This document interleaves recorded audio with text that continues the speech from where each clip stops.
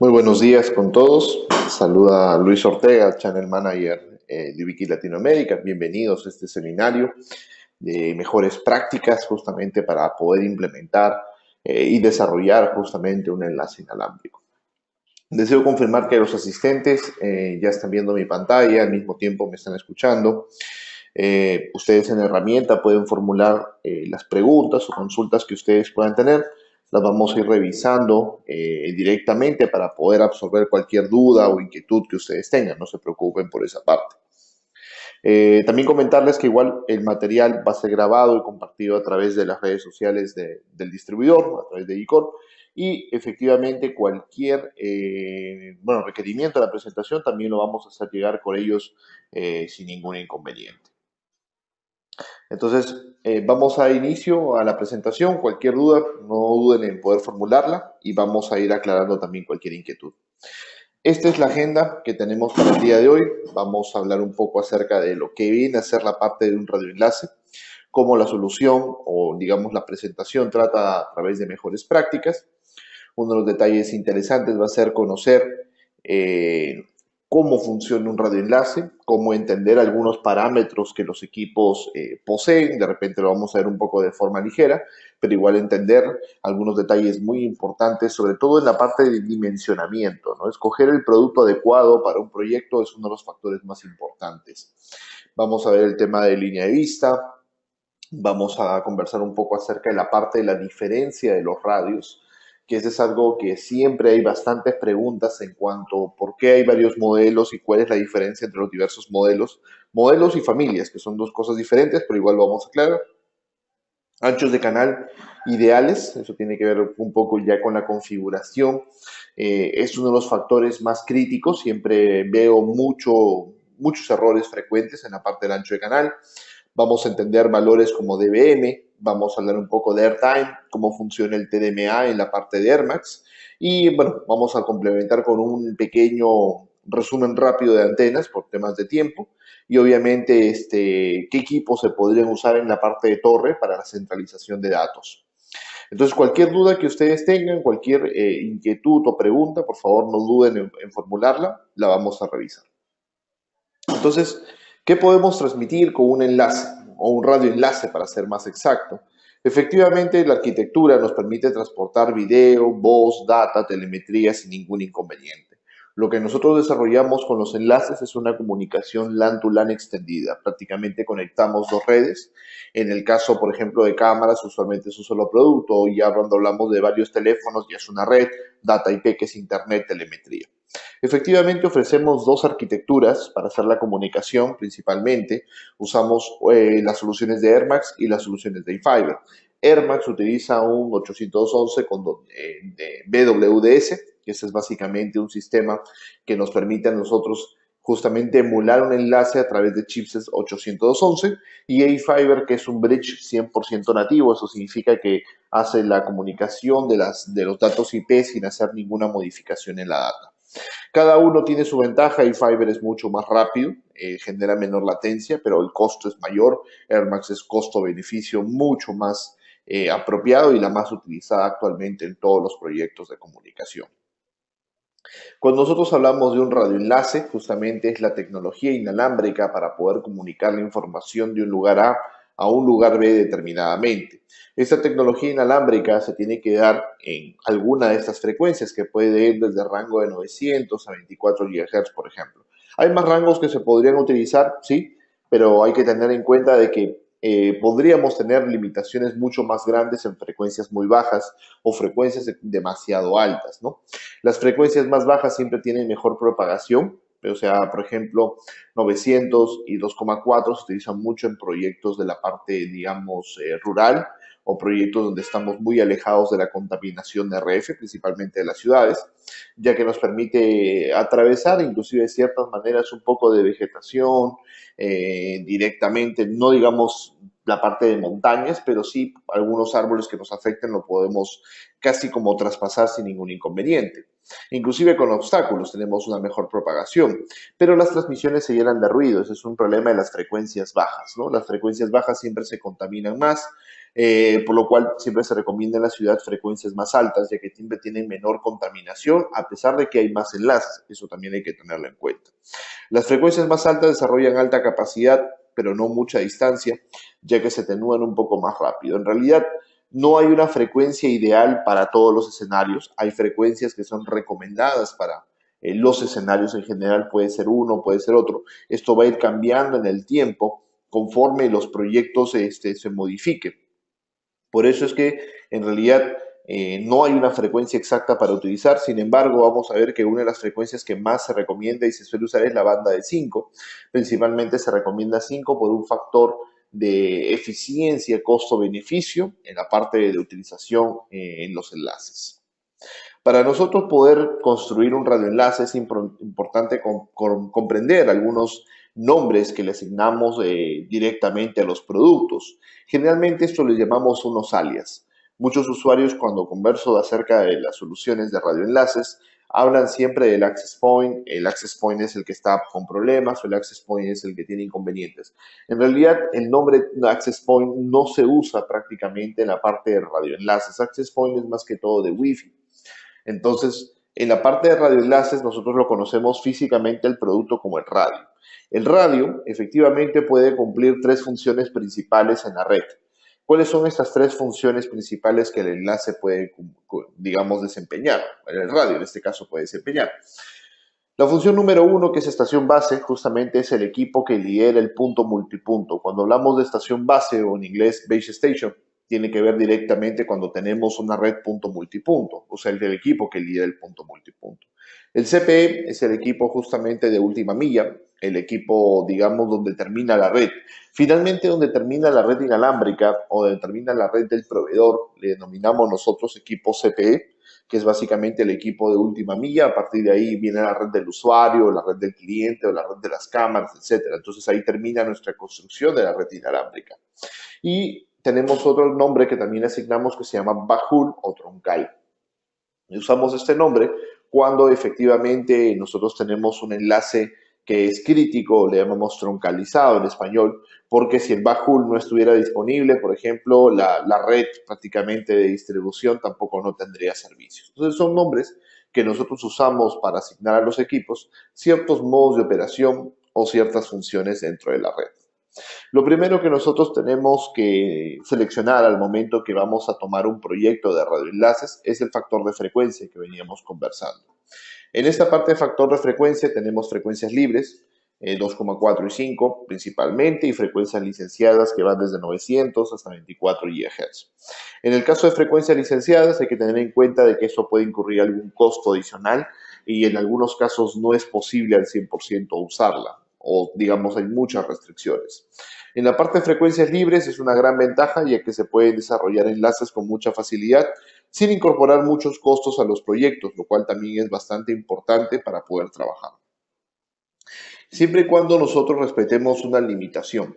En frecuencias libres, usualmente la mayoría de usuarios desconoce un detalle, que nosotros no podemos usar el 100% de la potencia de los equipos en gran parte de los territorios. El motivo es que los ministerios de comunicaciones limitan la energía que se puede utilizar a través de una IRP, que es un valor justamente estimado del sistema de radio, es un valor que se calcula de forma teórica.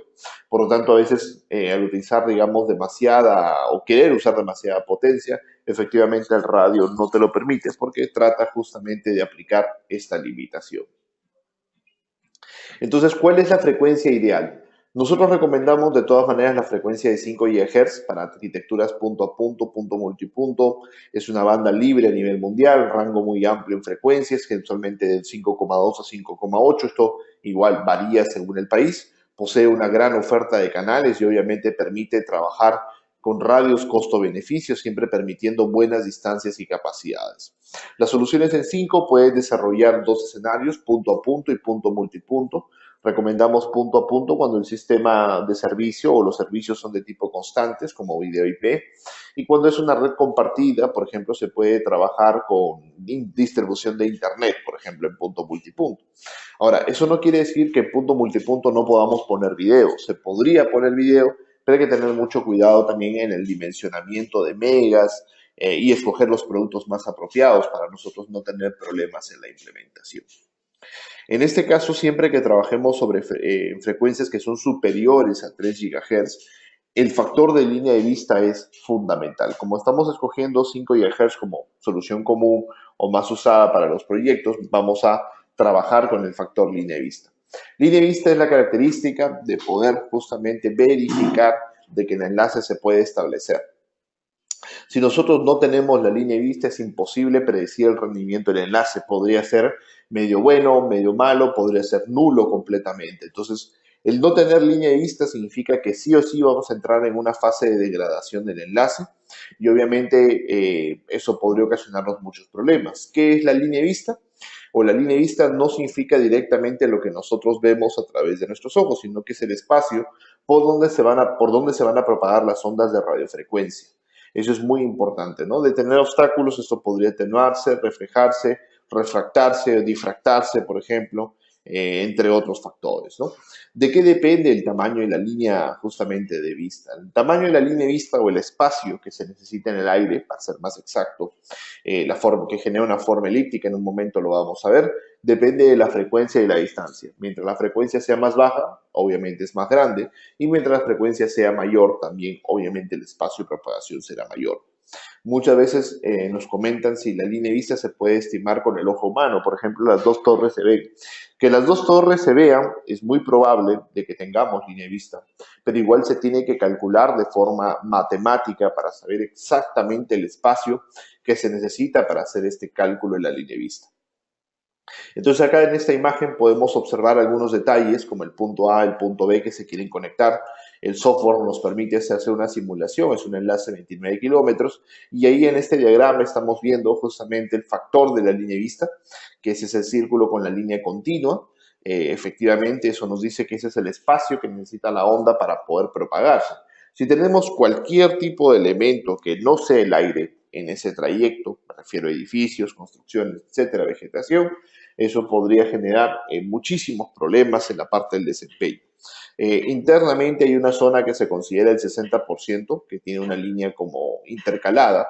Esta zona es la zona crítica de la zona de Fresnel. Cualquier obstrucción dentro de la zona crítica se considera casi un enlace ya no recomendado.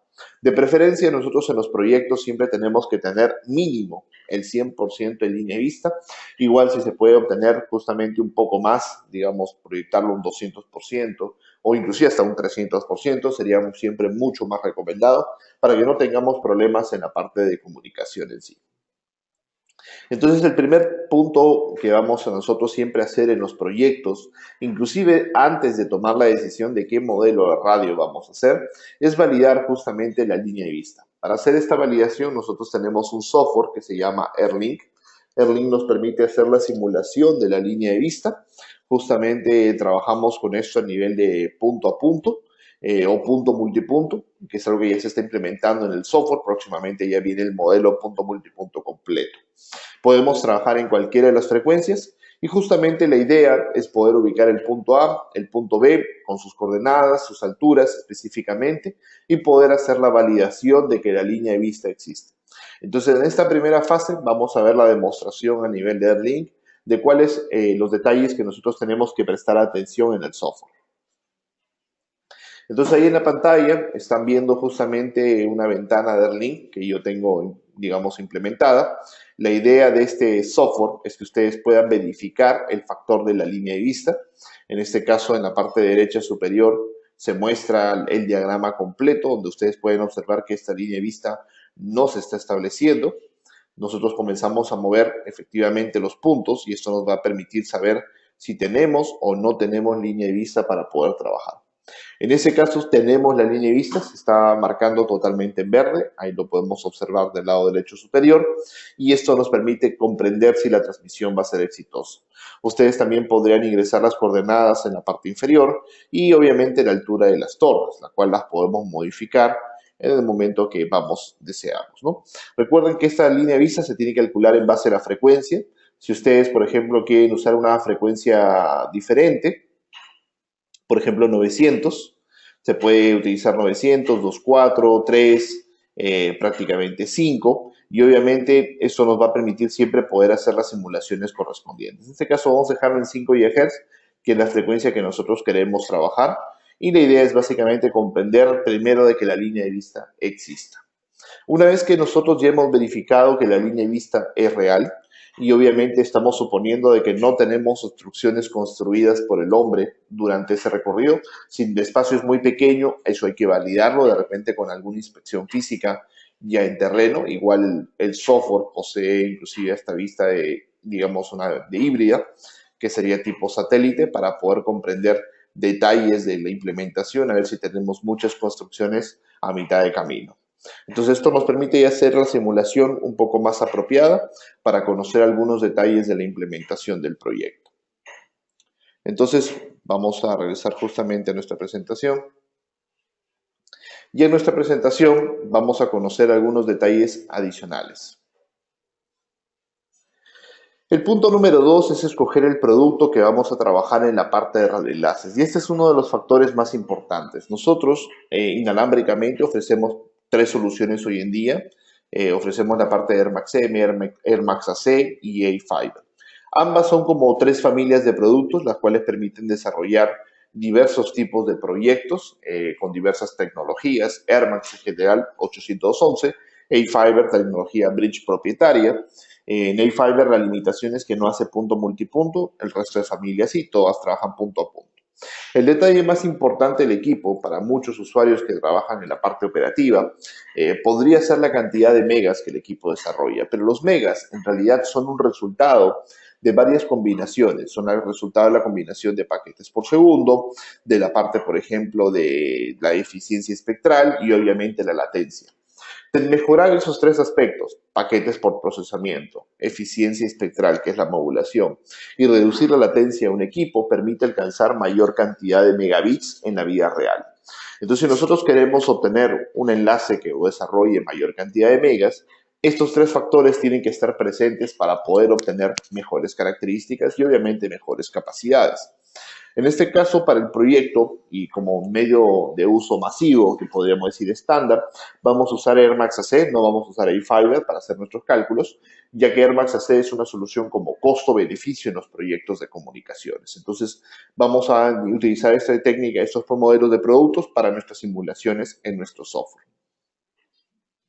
Entonces, importante es conocer la diferencia de los paquetes por segundo. Esto es algo que siempre los usuarios me preguntan. ¿Cuál es la diferencia? ¿Por qué los paquetes por segundo son importantes?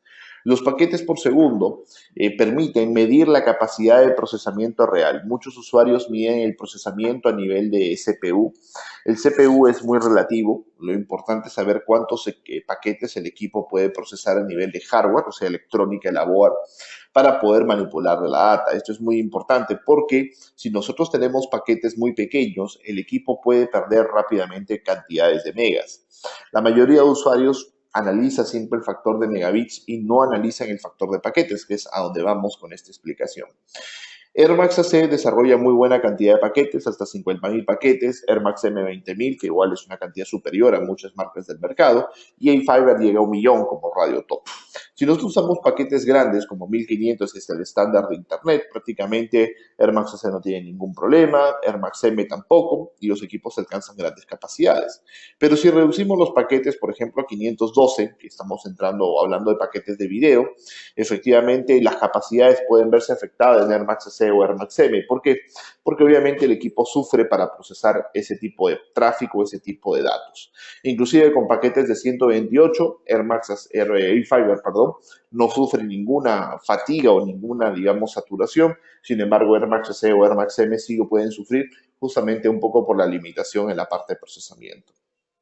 Entonces, esto es algo bastante interesante, comprender por qué el uso de los paquetes es importante, sobre todo en los enlaces troncalizados. Tal vez en enlaces donde no tenemos mucha carga, muchos usuarios me dicen, ¿cuántos paquetes genera una cámara? Una cámara genera de repente 1.000 o 2.000 paquetes por segundo. Entonces me dicen, no hay ningún problema en trabajar con cualquiera de los equipos. Eso es correcto, en realidad no va a haber ningún problema. Inclusive en un punto multipunto meter 10 cámaras tampoco sería inconveniente. Air Max C lo puede trabajar fácilmente. Pero si me dicen, por un enlace yo quisiera pasar unas 50 cámaras de video, obviamente recomendaríamos A-Fiber por la capacidad de procesamiento que tendría el hardware sobre todo, ¿no? Lo cual es bastante importante. Y cuando hablamos de voz sobre IP, si tenemos un par de llamadas no es problema, 10 llamadas no es problema, pero si tenemos 200 llamadas, eso sí podría ocasionarnos de repente un poco de saturación en la parte de los radios. Hay que tenerlo en cuenta. El primer punto y detalle acerca de ya justamente entrando en el mundo de la configuración es conocer un factor muy importante, las potencias de los equipos. Las potencias de los equipos van de acuerdo a las modulaciones que ustedes quieren alcanzar. Y este es un detalle muy importante porque los usuarios siempre piden o solicitan equipos muy potentes. Yo quisiera tener el equipo más potente del mercado, o sea, la mayor potencia de transmisión.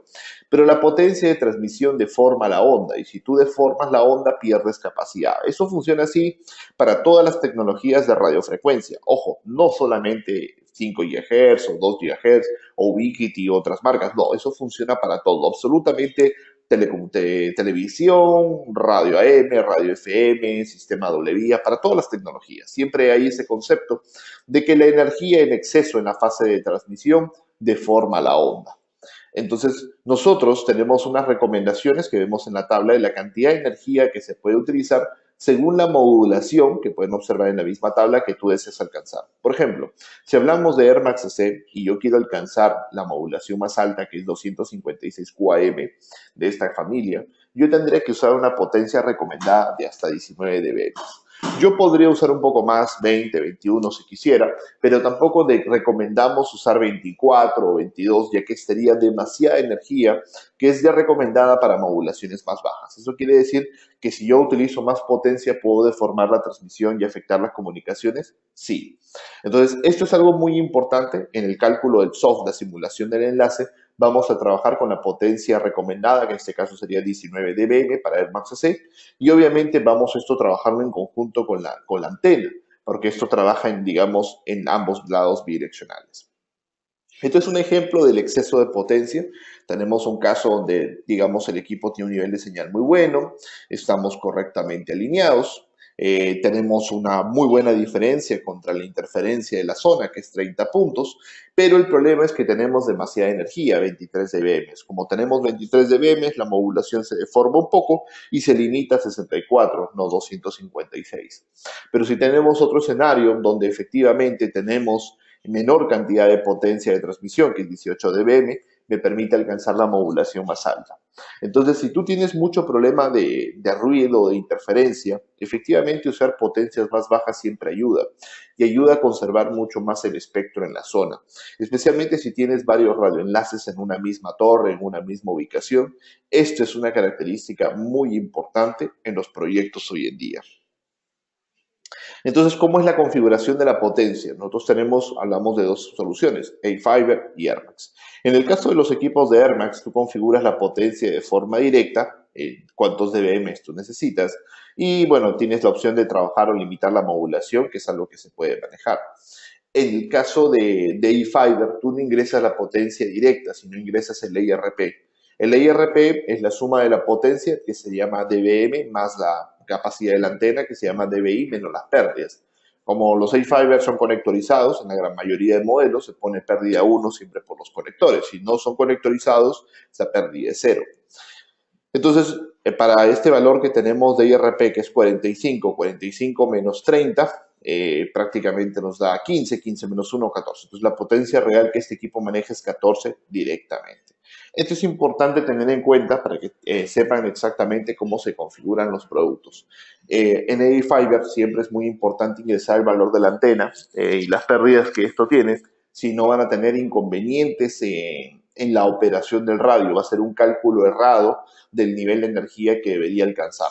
Y eso podría ocasionar que a veces nosotros pensemos que el enlace está bien, pero en realidad tiene problemas. Entendiendo valores de menos dBm y entendiendo justamente el valor de recepción, esta es una pregunta también muy frecuente. ¿Cuál es el nivel de energía ideal en los proyectos de comunicaciones? Entonces, en la parte de energía ideal, el rango que siempre se recomienda es entre menos 45 a 55 dBm. Si nosotros estamos en ese rango de señal, se considera que el enlace está en valores óptimos, pero falta todavía considerar un factor adicional que es interferencia. Vamos a ver un poco más adelante de ello. Pero es importante que nosotros estemos entre ese rango, menos 45, menos 55, siendo el óptimo menos 45 por si acaso. Ahora, ¿qué pasa si tenemos más energía que menos 40? Esta es una pregunta que también los usuarios nos hacen. E inclusive en las opciones de configuración aparecen unas advertencias. Tener más energía que menos 40 puede dañar físicamente, perdón, puede dañar físicamente los receptores del radio por sobreenergía y ocasionar a veces que la información se tenga que retransmitir porque no se logra entender la señal. ¿Qué pasa si tenemos menos energía que menos 60, por ejemplo? Siempre que tenemos menos energía que menos 60, el equipo entra sí o sí en una fase de no escuchar, sacrificando a veces la modulación, sacrificando efectivamente la transmisión, generando muchas retransmisiones. Entonces, el rango ideal efectivamente no es muy grande, es pequeño. Por eso es que es importante que nosotros podamos hacer el cálculo exactamente. Ahora, muchos usuarios se preguntan, pero si no podemos aumentar la potencia, ¿cómo podemos hacer enlaces muy largos? ¿Cómo es posible hacer enlaces a veces hasta de cientos de kilómetros? Nosotros podemos aumentar la ganancia de las antenas, que es básicamente la amplificación de la energía de las antenas, lo cual no deforma la transmisión. Entonces, la antena es el principal amigo de la solución. ¿Por qué? Porque te permite amplificar la energía de transmisión inalámbrica sin deformar la misma, a diferencia de la potencia que podría deformar un poco nuestra transmisión. Entonces, si nosotros no podemos alcanzar el nivel de energía que recomendamos, ¿qué es lo que va a ocurrir? Obviamente las modulaciones van a comenzar a experimentar problemas. Estos son los niveles de energía aproximados, recomendados, para que ustedes puedan tener una idea mucho más clara para poder alcanzar una modulación. Algunos clientes me dicen, yo quiero alcanzar la máxima capacidad, entonces debes tener en cuenta que, por ejemplo, en Air Max C hay que alcanzar mínimo un nivel de señal de menos 55, o sea, recomendado para que podamos obtener alto desempeño. Si no lo obtienes, efectivamente vas a entrar en una fase de pérdidas y eso te va a robar capacidad sí o sí. Por eso es que siempre lo converso con varios usuarios, muy importante alcanzar los niveles de señal. Si nosotros no alcanzamos los niveles de señal, efectivamente en los proyectos podría ser un poco difícil generar este desarrollo de la parte de comunicaciones. Entonces, ¿qué pasa si no obtenemos el nivel de señal que debemos hacer? A veces limitar las modulaciones es bueno. Por ejemplo, decir al equipo, si no alcanzamos el nivel de señal de menos 55, por ejemplo, tenemos menos 60, decir al equipo, no trabajes con 256, sino hasta 64. Y efectivamente esto permite organizar un poco más las comunicaciones en sí en el aire.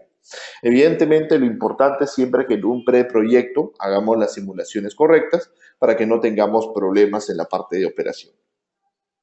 Entonces, hablando justamente acerca de esta solución, vamos a seleccionar la familia de productos. Ya habíamos hablado que vamos a trabajar con Air Max C. Ahora falta seleccionar el radio, su antena, para poder hacer la verificación de la IRP y verificar que nuestro nivel de señal esté en el rango deseado. Actualmente el nivel de señal está en un rango, como podemos observar, de menos 81, son 6,6 kilómetros. Está utilizando unos equipos con antenas pequeñas. Vamos a utilizar, por ejemplo, en Air Max AC el modelo más pequeño como CPE, que sería el Nanovin 16. Perfecto. Cuando escogemos el Nanovin 16 tenemos que hacer un pequeño cálculo. La ganancia de la antena es 16, más la potencia es 19. Total, 35 IRP. Entonces nosotros debemos actualizar nuestra tabla de IRP a 35. Perfecto, cuando hacemos esto podemos observar que en la parte superior el nivel de señal ha mejorado de menos 88, creo que estaba, a menos 71, pero menos 71 está muy fuera del rango recomendado, por lo tanto el equipo no va a alcanzar el desempeño que nosotros queremos. Entonces vamos a utilizar una antena que de repente es de un poco más de ganancia y vamos a hacer la simulación en varias fases. Vamos a subir antenas de 19. Como subimos antenas de 19, hay que calcular nuevamente el IRP, que sería ahora 38. Y nosotros al calcularlo nuevamente ese valor nos va a decir que tenemos un valor de energía estimado de menos 65. Esto no quiere decir que el enlace no se establezca, se va a establecer, pero sigue siendo no una energía recomendada para alcanzar un alto rendimiento. Necesitamos una antena de mayor ganancia. Vamos a pasar a la antena de 22. Perfecto. Entonces vamos probando con 22. Obviamente hay que actualizar la información y en vez de ser 19 de antena en el modelo anterior, perdón, 19 antena en el modelo anterior, vamos a pasar acá a 22, lo cual nos da 41. Perfecto. Actualizamos el valor dentro de nuestros cálculos y esto nos indica que tenemos un valor de menos 59. Estamos más cerca, pero todavía seguimos estando fuera del rango recomendado como mínimo. Entonces yo, de todas maneras, ya calculando con el modelo PowerBin de 400, que sería justamente el modelo de 25 dBi, me permitiría ahora sí alcanzar justamente el valor que deseo. Entonces, en este caso cambiamos los 22 por 25, sería NIRP 44. Yo creo casi que este valor sí nos va a permitir alcanzar exactamente el nivel. Estamos ya en menos 53, entonces prácticamente menos 54. ¿Este equipo sería recomendado para el enlace? Sí. Y si me preguntarían, quisiera uno que por si acaso de todas maneras quede más sobredimensionado. ¿Podríamos usar una antena de mayor ganancia? Por supuesto que sí, eso no habría ningún problema. Por ejemplo, vamos a irnos hasta una antena 29, que sería un equipo recomendado para zonas de contaminación. Recuerden que cuando hay mucha contaminación en la zona, sobredimensionar el enlace a nivel de energía es bueno. Si utilizo una antena 29, en este caso vamos a actualizar esta información, el IRP pasaría a 48 en ambos casos. Y obviamente acá tenemos un valor de energía de menos 46. ¿Recomendado? Por supuesto, muy recomendado. ¿Esto permitiría bastante estabilidad en la parte de comunicación? Sí, porque realmente tendríamos gran cantidad de energía. Pero acá viene un detalle muy importante y por eso hacemos la simulación del software. Cuando ustedes vayan a implementar el proyecto, tenemos que alcanzar ese nivel de energía de prácticamente menos 46, porque si no, el enlace significaría que está mal alineado. Entonces, tienen una idea de cuánto nivel de energía tienen que alcanzar sí o sí en el enlace. Ideal, menos 46, podríamos decir hasta menos 47, lo podemos manejar. Perfecto, vamos a continuar con la parte de la presentación para comprender algunos detalles. Si tuvieran alguna pregunta, no duden en formularla, igual la vamos revisando. Perfecto, anchos de canal apropiados. Vamos a hablar un poco acerca del ancho de canal. Esto es algo que siempre los usuarios utilizan en realidad y preguntan, ¿por qué el rendimiento cambia según el ancho de canal? El ancho de canal más grande nos permite obtener más capacidad, por supuesto que sí, mientras más grande sea el ancho de canal, más capacidad puede obtener. Pero aquí hay algo importante que ustedes deben tener en cuenta y es algo que muchas veces cuando hacen los primeros enlaces como que no prestamos atención, pero en el tiempo esto es importantísimo. Mientras más grande sea el ancho de canal, estás tú más expuesto al tema de interferencia. Y un ancho de canal más grande siempre genera un poco más de factor de ruido. Por lo tanto, nosotros estamos siempre en la constante optimización de anchos de canal más pequeños con mayor cantidad de data. Porque ancho de canal más pequeño significa esquivar la interferencia. Ahora, ustedes me dirán, Airmax AC en 10 MHz puede alcanzar 68 megas, como en 20 MHz alcanzar 137. Me dirán, en algunos casos a mí no me ha alcanzado esos valores. Por ejemplo, el cliente que me decía, yo llegué al 50% de ese valor o al 30%, al 70% y muy pocos clientes han alcanzado ese valor. Entonces, lo que les pregunto es, para tú alcanzar este valor que indican acá como ideales según el ancho de canal, tienes que tener en cuenta factores muy importantes. Primero, que el enlace esté 100% alineado. ¿Están 100% alineados? No tenemos pequeños problemas. Segundo, ¿tenemos 100% de línea de vista? En muchos casos la respuesta es a un 80-90%. Tampoco estamos bien. Tenemos, por ejemplo, el nivel de energía ideal y muchas veces los clientes dicen no, la mayoría está alrededor de menos 60 o menos 65. Entonces, cuando tú tienes esos escenarios de degradación, de repente eso no impacta en ver un video, por ejemplo, en YouTube, o eso no impacta, por ejemplo, en una videollamada o en conversar por Skype. Pero si tú quieres obtener el 100% de capacidad del enlace, obviamente las condiciones inalámbricas tienen que ser correctamente perfectas, ¿no?